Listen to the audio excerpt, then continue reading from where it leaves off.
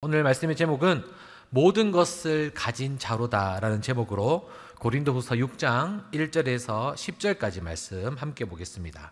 8절부터 10절까지 우리 다 함께 큰 목소리로 함께 읽겠습니다. 시작. 우리는 속이는 자 같으나 참되고 무명한 자 같으나 유명한 자요, 죽은 자 같으나 보라 우리가 살아있고 징계를 받은 자 같으나 죽임을 당하지 아니하고 근심하는 자 같으나 항상 기뻐하고 가난한 자 같으나 많은 사람을 부유하게 하고 아무것도 없는 자 같으나 모든 것을 가진 자로다. 아멘. 지난주 우리 치킨 오마카세 여러분 많이 드셨죠? 예, 저 살다가 치킨을 그렇게 많은 종류의 많은 양의 치킨을 먹어본 적이 없는데 너무나도 행복했습니다. 그러면서 또 여러분들에게 한 가지 미션이 주어졌었죠. 이제 각자의 이제 신앙에 대해서 또 살아가면서 질문이 있는지에 대해서 적어내시면 그 다음 주에 그 선정을 해서 여러분들 그 질문에 답을 하는 시간을 가진다고 했는데, 제가 이렇게 여러분들이 주신 이것들을 질문지를 이렇게 잘 이렇게 책으로 이렇게 만들어서 한 주간 이걸 살펴보았습니다. 보면서 여러분들이 또 이런 질문을 했구나 했고요. 총 28분의 질문이 있었는데요. 이거를 분석을 제가 해봤습니다. 분석을 해보니까요. 신앙에 대해서 질문하시는 분이 13개고요. 자, 우리 화면 보여주세요. 그리고 신학에 대해서 질문한 분이 11분. 그리고 기타로는 4명의 질문이 있었습니다. 이 4명의 질문, 기타의 질문에는 뭐가 있었냐면요. 첫 번째로 다음 넘겨주시면 궁금한 것이 없습니다. 교회 좋아요. 예, 아주 좋죠. 두 번째, 좀 약간 이거 살짝 이거 어떻게 대답해야 되나 싶었는데, 목사님께서는 예토 청년부가 바퀴벌레로 바뀌면 어떻게 하실 건가요? 제가 못 잡는 벌레가 딱 하나가 있는데 바퀴벌레입니다. 바퀴벌레가 너무 무서워요. 근데 이 질문을 상상을 해보니까요. 여러분들이 만약 바퀴벌레 딱 변한다 이러면 저는 그 바퀴벌레를 잘 모아서 잘 키울 것 같아요. 그리고 잘 모아놨다가 어떻게 하면 다시 사람으로 돌릴 수 있을지에 대해서 연구하고 다시 사람으로 만들어 놓을 거예요. 안 변하면 어떡하지 하는 생각이 갑자기 들긴 하는데, 하여튼 잘 죽이지 않고 잘 한번 키워보겠습니다. 그리고 세 번째, 이상민 목사님 늘 좋은 말씀 감사합니다. 화이팅 감사하고요. 그리고 네 번째, 주님 사랑해요. 목사님도 저도 사랑합니다. 감사합니다. 자, 그리고 이제 신학적인 질문이 11가지가 있었는데요. 자, 목사님은 나이 제한이 있나요? 나이 제한이 있습니다. 나이라는 제한보다는 이제 결혼에 대한 제한이 좀 있고요. 아무래도 결혼을 하신 분들이 이제 목사 안수를 받을 수 있고, 이제 은퇴 나이가 있습니다. 70세나 요즘에 조금 이제 은퇴 나이가 좀 짧아져서 65세까지 그렇게 하시는 분들이 있고요. 그리고 혹시 목사님이 쓰시는 주석과 참고할 만한 주석이 있습니까? 여러분, 주석을 보면 주석이 어떤 거냐면 설교를 위해서 참고하는 자료 같은 겁니다. 그래서 신학자들이 오랜 시간 동안 연구해서 이제 설교에 도움을 주는 그런 책인데요. 그게 주석인데, 저는 이제 옥스퍼드라는 주석을 조금 주로 보고 있고, 주로 보고 있고요. 그리고 저는 주석보다는 이제 성경을 조금 비교합니다. 그러니까 우리는 세번역 성경인데 뭐 공동 번역이라든지 또 영어 번역 버전이라든지 아니면 직역 성경, 그러니까 헬라어나 히브리어를 바로 직역 성경한 한국말로 해석한 성경이 있거든요. 근데 우리나라 성경은 참 아이러니하게도 이상하게도 중국의 성경을 번역하다 보니까 조금 오류들이 조금 많습니다. 이게 번역하다가 생긴 오류인데요. 그것을 줄이는 제일 좋은 방법은 이제 헬라어 히브리어 된 구약과 신약을 바로 한국말로 직역한 게 있는데, 그거를 보고 이제 저는 설교를 잘 준비합니다. 자, 그리고 세 번째, 장로교와 침례교, 감리교의 차이가 무엇입니까?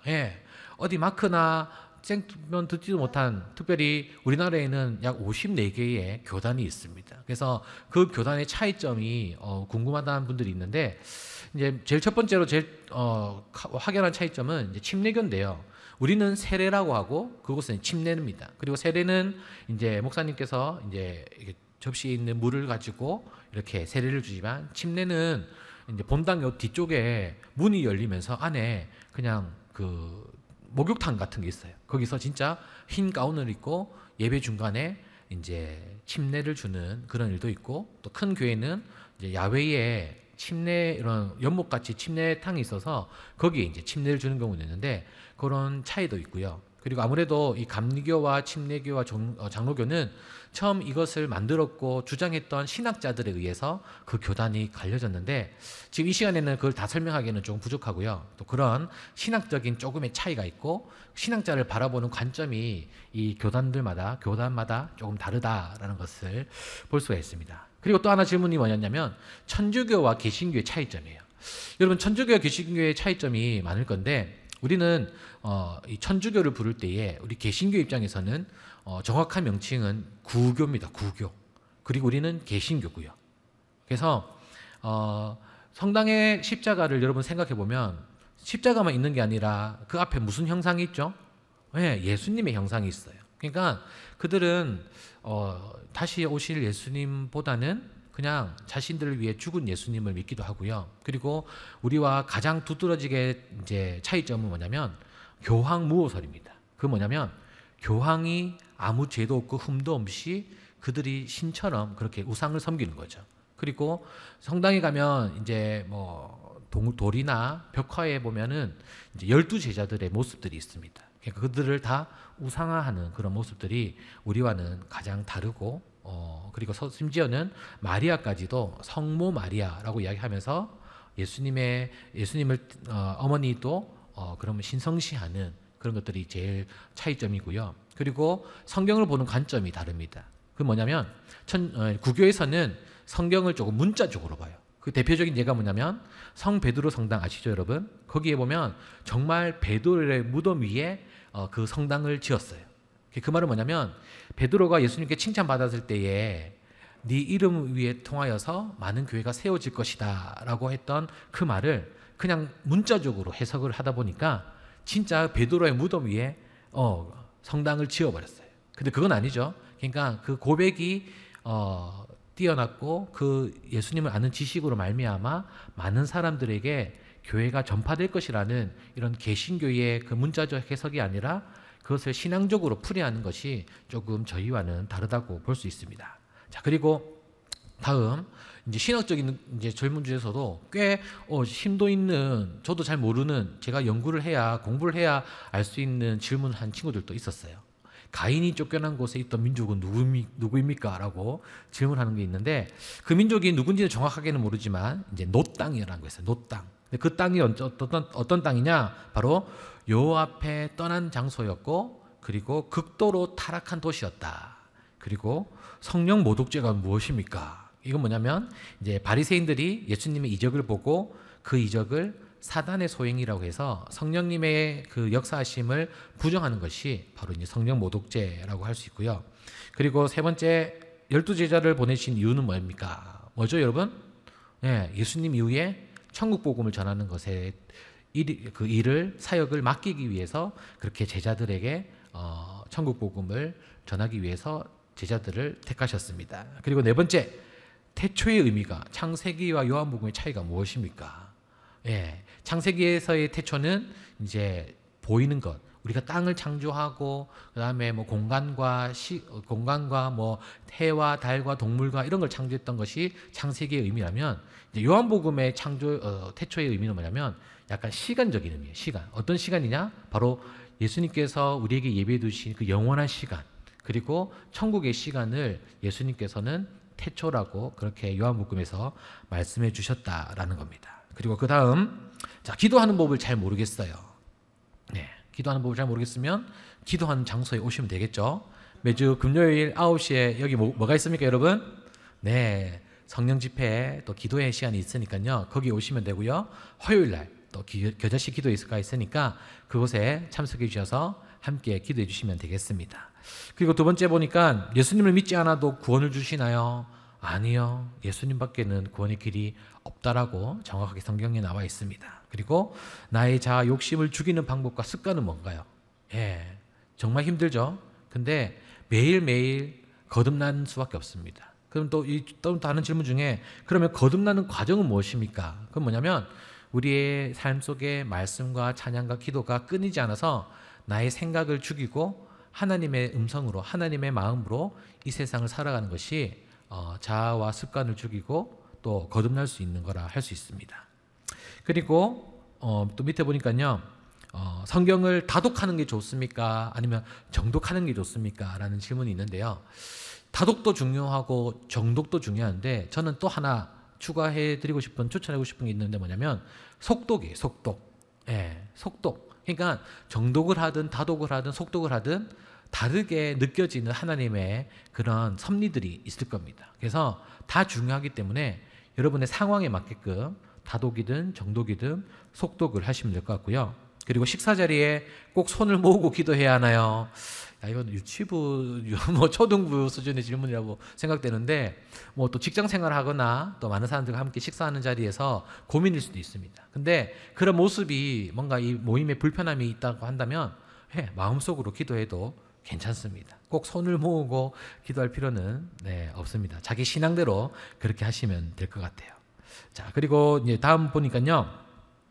또 이제 신앙적인 것에 대해서 또 여러분들이 많은 질문을 해주셨는데 이런 질문들을 보면서 느꼈던 것이 뭐냐면 우리가 세상 가운데 살아가면서 어떻게 믿음을 지키는 것이 중요한지에 대해서 함께 나누면 좋겠다라는 생각이 들었습니다. 그러면서 오늘 말씀의 본문이 생각났는데요. 오늘 본문 말씀 다시 한번 띄워주시겠습니까?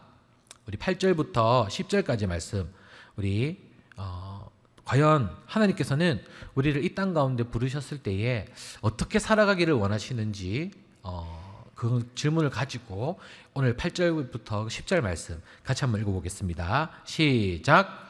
우리는 속이는 자 같으나 참되고 보라 우리가 살아있고 징계를 받은 자 같으나 죽임을 당하지 아니하고 근심하는 자 같으나 항상 기뻐하고 가난한 자 같으나 많은 사람을 부요하게 하고 아무것도 없는 자 같으나 모든 것을 가진 자로다. 아멘. 아멘이십니까 여러분? 여기서 이 같으나를 딱 가운데에 두고 앞과 뒤가 상반되는 것을 볼 수가 있습니다. 어때요 여러분? 우리의 모습이 이 같으나 앞에 그러니까 제가 검은 글씨로 되어 있는 그런 모습으로 우리가 세상에 살아가는 것처럼 보일 수도 있어요. 그리고 우리가 그렇게 세상에서 그렇게 많은 사람들에게 영향력이 없고 내가 예수님을 믿는다고 해서 또 교회 다닌다고 해서 어떻게 보면 손해볼 수도 있다라는 생각이 들 때도 있습니다. 그런데 그것은 우리의 가치관이 잘못되고 바르게 가치관이 확립되지 않았기 때문입니다. 그러면 가치관을 바로잡으려면 어떻게 해야 될까요 여러분? 성경 공부해 오시면 됩니다. 앞으로 몇 절 안 남았습니다. 우리의 가치를 어디에 두느냐에 따라서 이 말씀이 힘이 되는 말씀이 될 수도 있고요. 아니면 그냥 우리를 심란하게 하고 나와 멀리 떨어져 있는 그런 모습일 수도 있지만 오늘 믿음의 눈으로 오늘 이 말씀을 볼 때에 살아계신 하나님의 능력으로 말미암아 모든 것을 가진 자가 될 수 있기를 주님의 이름으로 소망합니다. 오늘 말씀을 같이 한번 보면요. 속이는 자 같으나 참되고라고 했어요. 무엇을 속이는 거예요? 진리에 대해서, 하나님에 대해서 잘못 거짓을 구하는 자 같으나 그것이 나중되면 참되다라는 거죠. 우리가 신앙적인 아까 여러분 지난주 질문을 통해서 어떤 청년이 이런 질문을 했어요. 직장 생활을 하는데 정말 나를 괴롭히고 나를 힘들게 하는 사람이 있는데 그 사람을 위해서 내가 기도하고 사랑하려고 아무리 애를 써도 잘 안 됩니다. 어떻게 해야 될까요? 어떻게 하긴요? 참아야죠. 싸울 수는 없잖아요. 그런데 우리에게는 그것을 참고 견뎠고 난 이후에 유익이 있다라는 거죠. 아까도 질문해 보니까 고난이 유익이 있는 이유가 무엇일까요? 라는 그런 질문을 보면서 제가 그 질문을 제 삶 속에 적용시켜 보니까 제 같은 경우에는 고난이 있어야 그나마 이렇게 신앙적으로 또 믿음을 지켜나갈 수 있는 것 같아요. 내 삶이 많이 고난이 없이 너무나도 평안해. 그리고 돈도 조금 있어. 그럼 뭐예요? 딴 곳에 곁눈질하고 다른 재미난 게 없을까? 그렇게 돌아볼 것 같은 제 삶의 모습을 볼 수가 있었는데요. 그런데 여러분들이 다 말할 수는 없지만 제가 품고 있는 그 고난이 있기 때문에 더 기도할 수 있고 그 고난이 있기 때문에 힘들지만 새벽에 일어나서 기도로서 하루를 시작해야지만 그 고난을 버틸 수가 있다는 것이죠. 아마 여러분들에게도 누구에게도 말할 수 없는 그런 고난이 있을 수 있습니다. 그런데 그 고난의 시간이 바로 은혜의 시간이고 그 고난은 하나님께서 우리에게 이겨낼 수 있는 힘을 주신 줄로 믿습니다.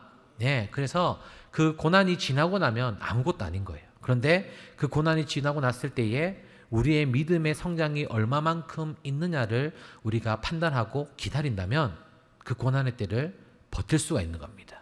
여러분, 강한 자가 살아남는 게 아니더라고요. 버티는 자가 강한 자라는 것을 다시 한 번 더 믿음으로 버티면서 세상의 빛과 소금 역할을 감당하는 우리 모두가 되기를 소망합니다. 아멘. 자, 그리고요, 오늘 이 말씀을 또 보니까요, 무명한 자 같으나 유명한 자. 그러니까 우리의 이름이 드러나지 않는 것 같지만 나중에는 유명한 자가 되고요.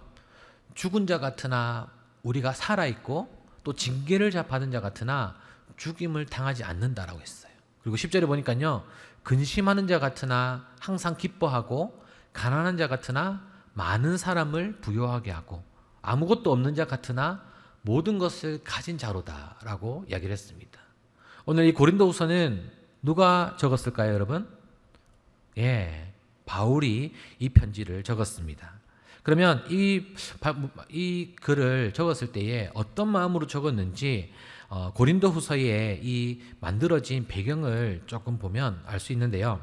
이 고린도후서는 바울이 3차 전도 여행 때에 3년간 머물렀던 에베소를 떠나서 마게도냐 지방에 있는 빌립보 지역, 그리고 또 고린도 교회에 그곳에 있으면서 고린도 교회에 보낸 두 번째 편지예요. 그럼 첫 번째 편지는 뭐예요?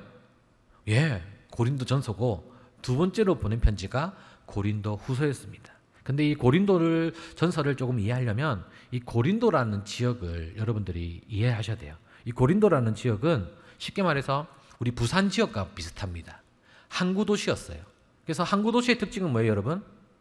많은 사람들이 오고 가고 물자가 많이 오고 가다 보니까 자금 유통, 돈이 많이 흐르는 지역입니다. 그러다 보니까 여러 나라의 배들이 오고 드나들면서 그 선박에 있었던 선원들이 머물면서 많은 문화들이 융합되기도 했었고 성적으로 타락되었던 그런 지역 중에 하나가 바로 고린도 지역이었다는 거죠. 그리고 빈부의 격차가 심해지는 곳도 있었고 그곳에 이제 바울이 나아가서 교회를 지었습니다. 그런데 그 교회에 많은 문제들이 있었지만 가장 큰 문제가 뭐였냐면 교회 안에 그 집안 한 집안의 주인과 종이 같이 신앙생활을 하는 거예요. 그러니까 여러분들이 한 집의 주인인데 자기 집의 종도 이곳에서 같이 예배를 드리는 거예요. 지금 생각하면 그렇게 예배 드릴 수 있지 뭐. 하나님 앞에서 다 한 교인이고 한 자매이기 때문에 형제 자매이기 때문에 괜찮지 않을까라고 생각을 했지만 그 당시의 문화에서는 있을 수가 없는 일이에요. 그 사람들은 이제 각 집안의 주인들은 자신의 종들을 그냥 개처럼 부리는 그런 사람들이기 때문에 한 공간에 있는 것만으로도 불쾌하게 여기는 사람들이었던 것이죠. 그런데 바울은 그것을 문제로 삼지 않고 우리는 다 하나님 나라의 한 백성이라고 이야기를 하면서 계속적으로 그들을 설득하고 함께 예배를 드리는 것도 있었습니다. 문제도 있었습니다. 그리고 또 하나는 또 고린도 교회 안에 여러 파도 있었고요. 그리고 음행과 또 제사의 음식을 먹는 그런 문제들이 있었기 때문에 그냥 잠잠하게 성장하는 교회가 아닌 외부적으로도 많은 문제가 있었지만 교회 내부에서도 많은 문제가 있었던 교회가 이제 고린도 교회였고요. 그리고 그 문제가 이제 수습되지 않고 또 그 문제가 있다는 소식을 듣고 두 번째로 보낸 편지가 바로 고린도후서입니다. 그래서 고린도후서는 오늘 읽은 6장뿐만 아니라 이제 5장과 6장에는 여러분들이 이제 화해를 해야 되고 우리가 그리스도인으로서 어떻게 살아가야 되는 권면의 이야기가 바로 고린도후서 5장과 6장에 나와 있다는 겁니다. 그래서 오늘 함께 읽은 6장 그리고 특별히 8절에서부터 10절까지의 말씀은 그리스도인의 삶으로서 어떻게 살아야 되는지에 대해서 권면하게, 그리고 그 권면이 좀 더 다른 책들보다 강력하게 권면하고 있다는 사실을 깨닫고 여러분들이 이 말씀을 보셔야 돼요. 그러면 그 중에 하나 오늘 8절 말씀에 속이는 자 같으나 진실하고 라고 하는 말씀이 있습니다. 이 말씀은 뭐예요? 우리가 이렇게 항상 변함없이 주님을 섬기는 하나님의 일꾼이라는 거죠. 그러니까 계급으로서 나는 어느 주인이고 내가 돈이 많고 없고 내가 유명하고 무명하고가 고린도 교회에서 그것을 중요하게 여겼는데 그것이 중요하지 않다라고 이야기하면서 우리 모두 다 하나님의 일꾼이라는 겁니다. 우리 옆 사람 한번 쳐다보면서 함께 이렇게 나눠볼까요? 당신은 하나님의 일꾼입니다.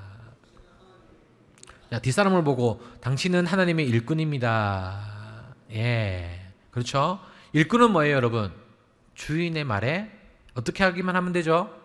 순종하기만 하면 되는 겁니다. 예, 그렇기 때문에 우리는 다 같은 일꾼이고 한 주인을 모시고 살아가는 그런 일꾼이라는 거죠. 그것을 마음에 가지고 서로를 바라보고 우리는 동력하고 하나님의 일들을 해나가고 이 교회를 든든히 세우는 데에 또 지키는 데에 우리가 열심을 다해야 됩니다. 그러면 우리 안에 있는 유명해지려는 마음 필요 없어요. 그리고 살고 싶은 마음 필요 없다라는 거죠. 옷을 잘 입고 좋은 차를 타고 좋은 집에 사는 것은 그것은 별로 중요하지 않다는 거죠. 왜냐하면 우리는 천국 복음이 우리 안에 있고 구원이 있으며 천국이 우리에게 예비되어 있기 때문에 그것이 더 중요하지. 어떻게 하면 천국에 가는 것이 더 중요하지. 이 땅 가운데 삶은 그렇게 중요하지 않다는 거죠. 그런데 이 땅 가운데 삶도 중요합니다. 왜 중요할까요? 우리가 어떻게 살아가느냐에 따라서 이 땅 가운데서 어떻게 살아가느냐에 따라서 천국이 예비되었을 수도 있고 예비되지 않을 수도 있다라는 거죠. 성경에는 분명히 말씀하고 있습니다. 주여 주여 하는 자마다 천국에 들어갈 수 없다라는 거죠. 하나님 뜻대로 행하는 자라야 천국에 들어갈 수 있다라는 거. 그럼 하나님 뜻대로 행하는 곳은 장소는 어딜까요, 여러분? 예, 우리가 지금 밟고 있는 이 지구, 이 땅이라는 거죠. 이 땅 가운데 살아갈 때에 하나님의 뜻대로 행할 수 있는 우리 예토 공동체가 될 수 있기를 주님의 이름으로 축복합니다. 아멘. 그러면서 우리 9절에 보니까요. 무명한 자 같으나 유명하고라고 되어 있어요. 아무도 나를 알아주는 이 없다고 생각하며 살아가는 것이 아니라 하나님께서 나를 아시기 때문에 사람의 시선은 두렵지 않다라는 겁니다. 아멘. 예, 될 수 있으면 우리가 하나님 앞에서 하나님의 시각으로 우리가 살아갔으면 좋겠어요. 또 지난주 질문에 또 이런 질문이 있었어요. 어떻게 하면 성공적인 그리스도인의 삶을 살아갈 수 있을까요? 어떻게 하면 하나님 앞에서 좀 당당해질 수 있을까요? 라는 그런 질문이 있었는데요. 그 질문에 이렇게 답하고 싶습니다. 바로 하나님 앞에서 당당해지고 하나님 앞에서 말씀대로 살려고 노력한다면 하나님께 기쁨을 받을 수 있다는 거죠. 그리고 우리 청년들에게 조금 제가 권면하고 싶은 것은 헌금적인 부분입니다. 헌금. 우리가 믿음을 보여드릴 수 있는 많은 것들이 있지만 그 중에 내가 가지고 있는 것 중에 하나님 앞에 드릴 수 있는 것이 바로 헌금입니다. 11조를 강조한다고 해서 교회가 많은 질타를 받지만 그것은 물질의 가치를 둔 사람이 그렇게 질타를 하는 거고요. 믿음의 가치를 둔 사람이 봤을 때의 11조는 나의 믿음을 하나님께 보여드릴 수 있는 또 다른 도구라는 것이죠. 그래서 청년의 때에 10의 1조만 하지 마세요. 10의 2조, 10의 5조, 10의 10조도 여러분 한번 드려보십시오. 그러면 우리 하나님이 가만히 계실까요? 아니죠.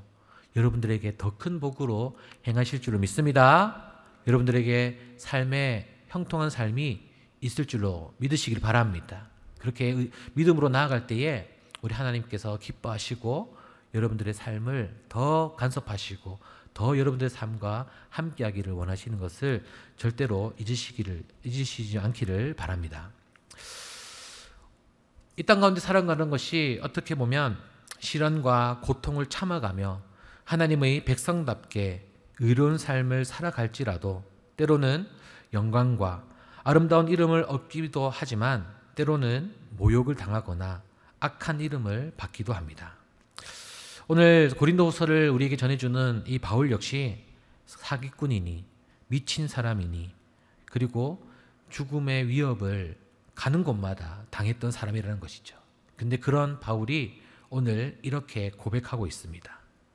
바로 믿음으로 끝까지 승리하라고 우리에게 말씀하고 있습니다. 이 믿음은 우리는 시련과 고통을 이길 수 있고요. 세상의 유혹도 극복하며 내 마음의 답답함도 이기고 승리할 수가 있습니다. 이 모든 것을 견디고 이겨내라고도 끝까지 간직해야만 한다면 우리가 분명한 것은 우리의 믿음의 성장이 있다라는 것이죠. 그리고 우리 안에 확실한 믿음이 선물로 주어질 줄로 믿습니다. 그리고 우리가 때를 얻든지 못 얻든지 끝까지 해야 됩니다. 내가 일이 잘 풀려서 기쁠 때도 있습니다. 그런데 여러분, 그때 더 기도하고 더 말씀을 보셔야 돼요. 고난이 있을 때가 은혜라고 생각하지만 기쁘실 때에 또 내 삶에 너무나도 평안할 때가 더 위기라는 것을 여러분들이 아시고 더 기도하시기를 바랍니다. 그래서 항상 변함없으신 그 주님을 바라보셨으면 좋겠어요. 또 마지막으로 이제 지난주 질문 중에 하나가 뭐였냐면, 하나님께서는 과연 나의 미래를 아실까요? 라는 그런 질문입니다. 이런 모습을 볼 때에 저는 이렇게 답해주고 싶어요. 우리의 모든 삶의 주어는 하나님이어야 된다라는 거죠. 그러니까 내 삶 속에 하나님 간섭해 주십시오라고 아니라 하나님의 사역에 나의 삶이 들어갈 수 있게끔, 하나님의 은혜가 내 삶을 통하여서 이루어질 수 있게끔 그렇게 주어를 하나님 관점으로 우리가 봐야 될 필요가 있습니다. 그렇게 되면 이 질문도 이렇게 변할 수가 있을 것 같아요. 내 미래를 아는 것이 아니라 하나님의 사역에 제가 동참할 수 있겠습니까? 라고 여러분들의 질문과 기도를 한번 변화시켜 보십시오. 그러면 언젠가 우리가 하나님의 일을 감당하고 있을 거고요. 나의 작은 믿음이라고 생각했지만 그 작은 믿음이 하나님과 동행함으로써 또 나의 주어를, 나의 삶을 하나님으로 맞춘다면 더 큰 주님의 일들을 감당하고 있는 우리의 모습을 발견하게 될 것입니다. 오늘 고린도서 말씀을 통하여서 무명한 자가 아닌 유명한 자, 그리고 모든 것을 가진 자가 될 수 있기를 주님의 이름으로 간절히 축복합니다. 아멘.